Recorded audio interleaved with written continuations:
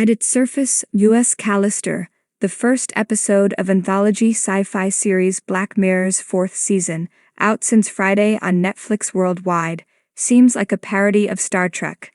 It's how the poster, stills, trailer, and the title have been set up, but that's merely because marketing any episode of Black Mirror is a challenge, given its reliance on twists.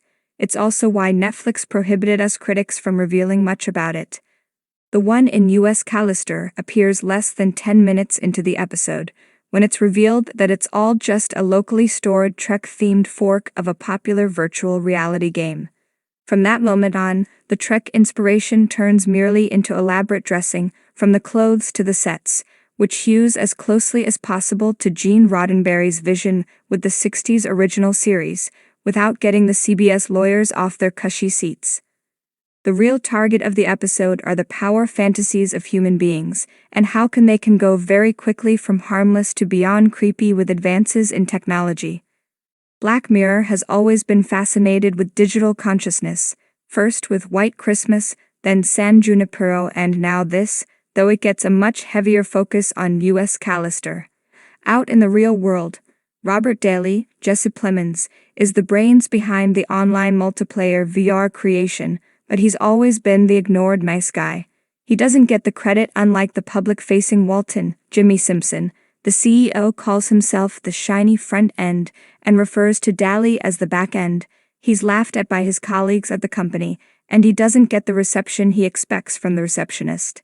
Black Mirror makes it easy to sympathize with him and view him as someone who can't catch a break, but then turns that image on its head over the next hour.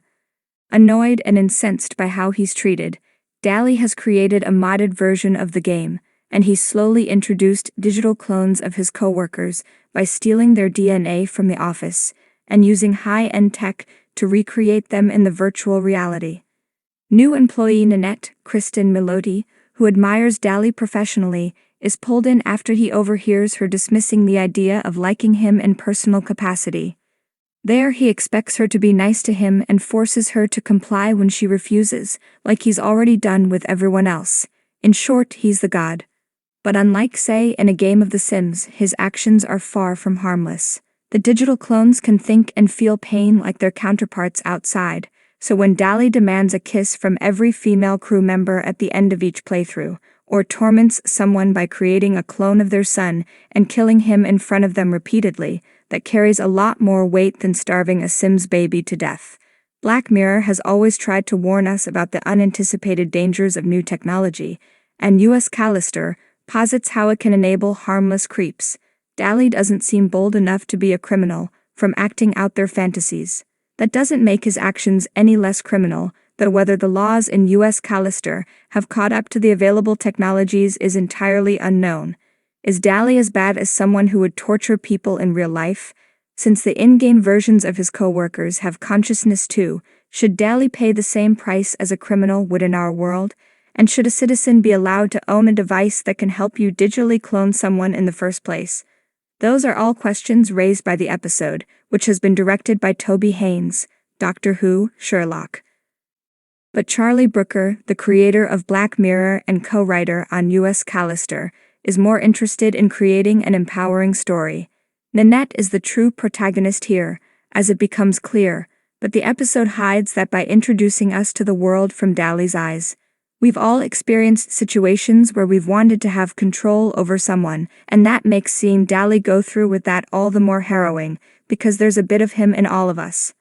U.S. Callister also ends up being accidentally timely, what with a woman having to escape from the clutches of a man who views her as an object serving as an allegory for the ongoing #MeToo social movement that erupted across the globe in the wake of sexual assault allegations leveled against major Hollywood producer Harvey Weinstein. In the episode, the video game versions of Callister employees are stuck in a universe where Weinstein is the only movie producer, so they have to work within those restrictions or face retribution. While her other co-workers have chosen to give in, Nanette comes up with a strategy to free themselves from Daly's control, which involves blackmailing her own self out in the